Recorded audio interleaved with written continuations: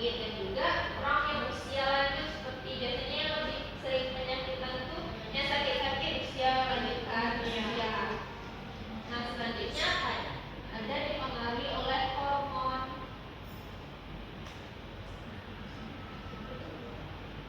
Nah faktor yang saya ajarin itu ada hormon, di mana kita sebagai wanita itu lebih rentan terhadap penyakit karena wanita ini memproduksi hormon estrogen, sedangkan pria memproduksi hormon androgen yang bersifat memperkecil risiko penyakit autoimun, sehingga penyakit autoimun ini banyak dijumpai pada wanita.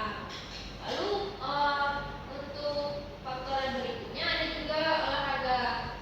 Kita untuk supaya nggak terkena penyakit, kita harus sering-sering olahraga. Tapi terlalu sering olahraga juga bisa meningkatkan kebutuhan suplai oksigen ini meningkat, dan itu juga memicu timbulnya radikal bebas yang dapat merusak sel-sel tubuh. Lalu ada tidur. Nah ini remaja-remaja kayak gini kan sering kadang begadang, scroll-scroll TikTok atau apa gitu kan.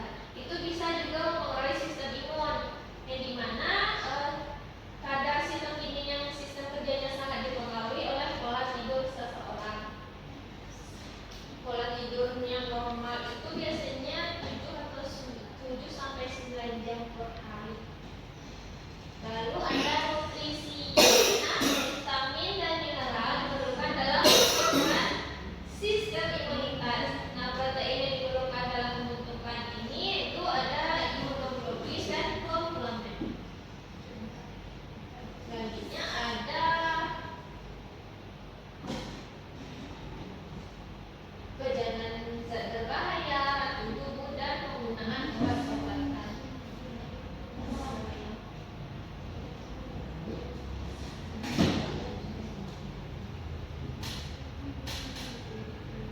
Nah selanjutnya kita masuk ke gangguannya.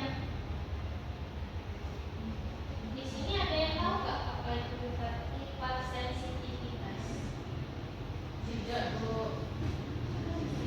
Hipersensitivitas ini kayak kita tuh terlalu reaktif terhadap antigen yang pernah dipancarkan sebelumnya pada tubuh, sehingga pada beberapa orang itu bisa terjadi reaksi seperti alergi yang kayak gatal-gatal, ruam, mata merah, sulit bernafas. Nah ini bisa juga kayak kita alergi terhadap suasana yang dingin, alergi terhadap udang. Nah kan kalau kayak gitu kan kadang-kadang tubuh kita gatal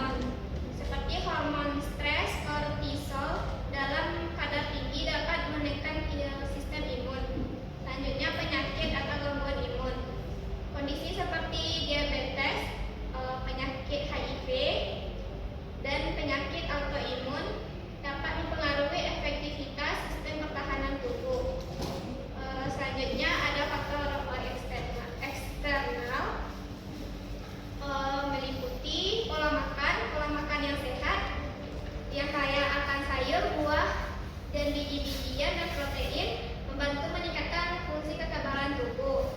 Selanjutnya aktivitas fisik. Aktivitas fisik seperti olahraga ringan hingga sedang secara rutin dapat memperkuat sistem imun, sedangkan olahraga berlebihan bisa menekannya. Lalu ada kualitas tidur. Tidur yang cukup yaitu 7-9 jam per hari mendukung produksi sel imun dan protein yang melawan infeksi. Selanjutnya paparan zat berbahaya. Kebiasaan merokok atau konsumsi alkohol berlebihan atau paparan polusi dapat melemahkan kekebalan tubuh. Selanjutnya lingkungan hidup.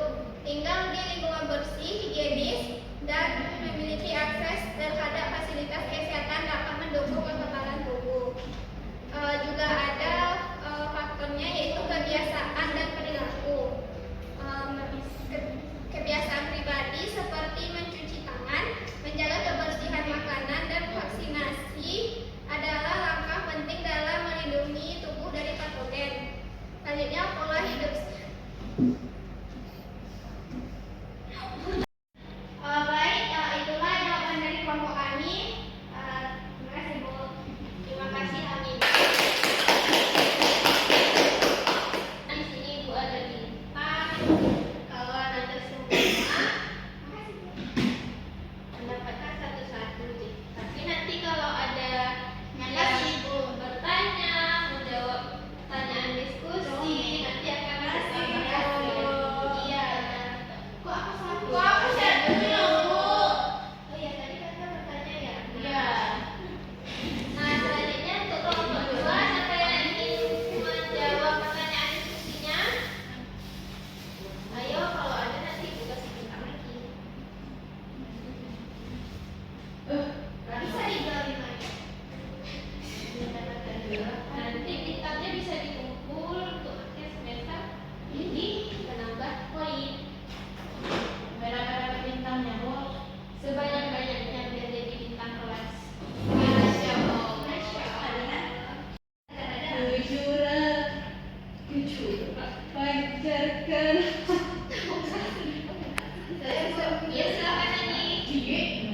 Baik, saya perwakilan dari kelompok 2 akan menjawab hasil diskusi kelompok 2. Yang mana pertanyaannya, apakah yang dimaksud dengan autoimunitas? Tuliskan 3 contoh kelainan yang dapat terjadi akibat autoimunitas. Autoimunitas adalah kondisi di mana sistem kekebalan tubuh ini menyerang sel, jaringan, atau organ tubuh sendiri karena mengenalnya sebagai benda asing. Nah, sistem kekebalan tubuh ini dirancang untuk melawan patogen seperti virus, bakteri, atau parasit pada kondisi autoimunitas. Mekanisme ini terganggu sehingga menyebabkan peradangan, kerusakan jaringan, dan gangguan fungsi tubuh. 3 contoh kelainan akibat autoimunitas. Yang pertama, rheumatoid arthritis atau RA, penyakit autoimun yang dapat menyebabkan sistem imun ini menyerang jaringan di sekitar area sendi dan menyebabkan peradangan kronis. Gejalanya seperti nyeri, pembengkakan, kekakuan sendi. Selanjutnya yang kedua, lupus erythematosus systemic atau SLE, yang mana penyakit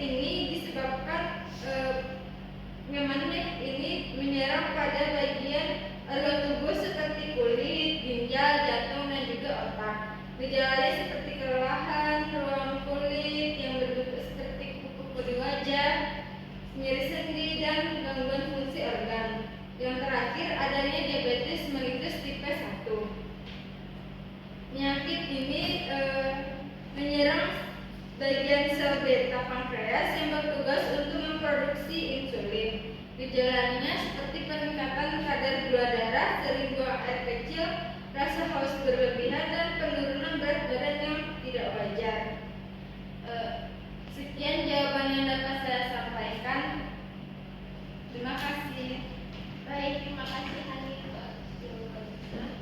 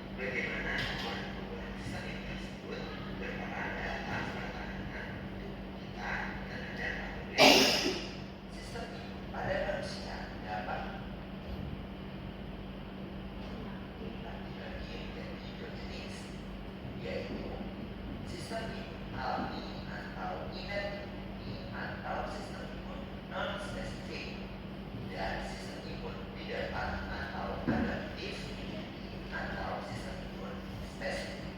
Sistem imun alamiah atau inaktif merupakan sistem imun yang berperan pada inflamasi yang bersifat akut.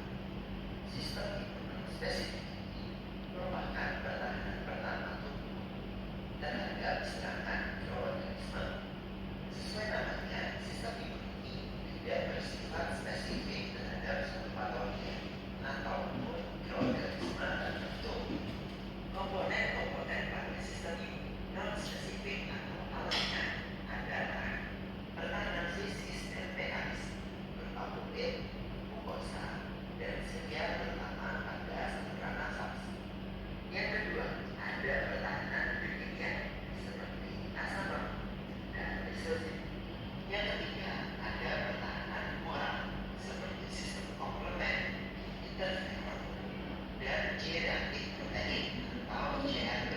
Dan yang terakhir adalah pertahanan seluler yang diberikan oleh sel-sel fagosit seperti makrofag, neutrofil, dan juga NK sel. Delapan komponen sistem imun non-spesifik ini akan aktif sebagai mekanisme pertahanan tubuh terhadap suatu patogen. Biasanya pada saat sistem imun alamiah non-spesifik aktif, maka adanya suatu resiko inflamasi pada lokasi dan jenis pertemuan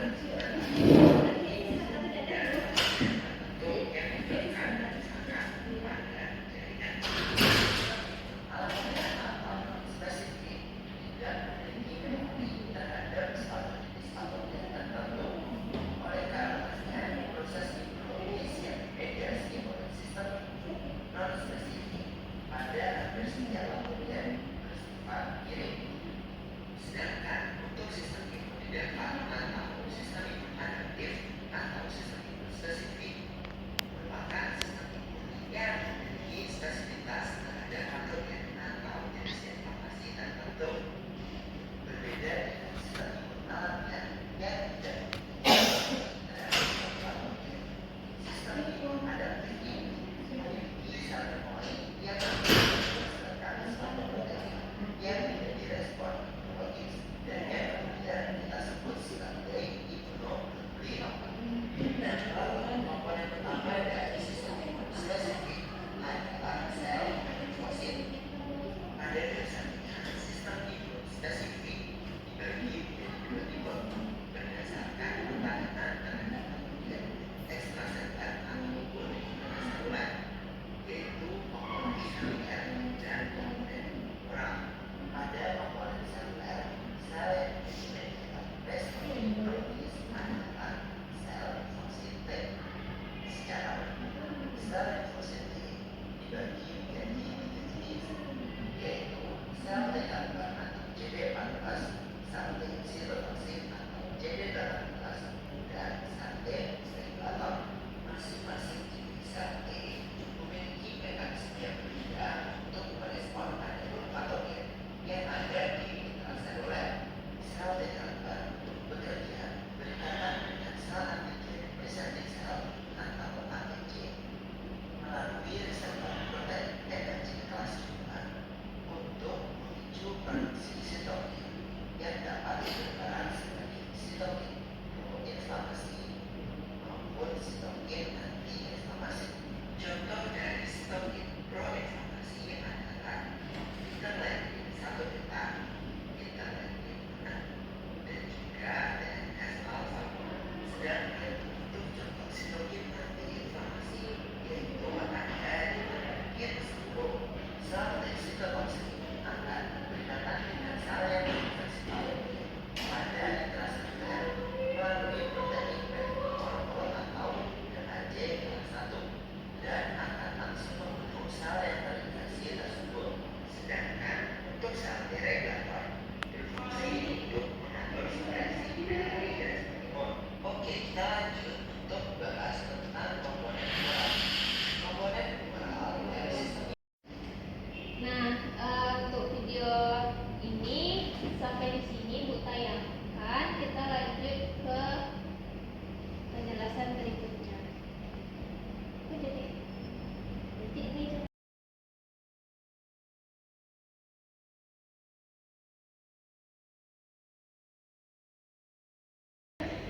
Nah, sekian untuk materi kita kali ini. Nah, setelah Ibu memaparkan penjelasan tadi dan juga diskusi kelompok, apakah ada dari yang Anda semua yang ingin menyampaikan kesimpulan atas materi kita kali ini? Saya Bu.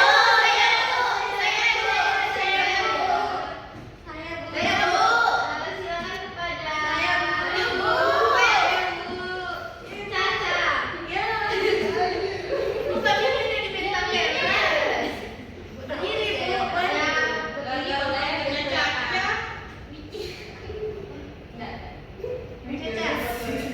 Baiklah, terima kasih Bu. Saya akan menyampaikan kesimpulan pada pembelajaran kita hari ini. Nah, kesimpulan pada materi ini yaitu pada sistem kekebalan tubuh itu sangat penting untuk melindungi tubuh dari berbagai penyakit. Ada banyak faktor yang mempengaruhi kekuatan sistem ini seperti genetika, usia, stres, nutrisi, pola tidur, dan olahraga. Nah, selain itu terdapat gangguan pada sistem kekebalan seperti alergi, hipersensitivitas, penyakit autoimun, dan imunodefisiensi.